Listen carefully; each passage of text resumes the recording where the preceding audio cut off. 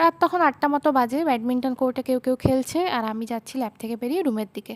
আসলে সামনে আমার প্রেজেন্টেশন, তাই এখন নতুন এক্সপেরিমেন্ট আর কিছু করার নেই। একদিন যা যা করেছি সেটাই এবার লেখার পালা। তাই আমি ল্যাব থেকে একটু তাড়াতাড়ি আসি এখন, কারণ রুমে বসেই লেখা যায়। যাই হোক, এসে প্রথমে একটু ফলাহার করলাম, তারপর আবার কিছুটা লেখালেখি করে ডিনার করে নিলাম। হ্যাঁ হ্যাঁ, সেই যে আগের দিনে রান্না করা ডিমের ঝোল, সেটা দিয়েই। গরমে একমাত্র শান্তি বলতে এটাই।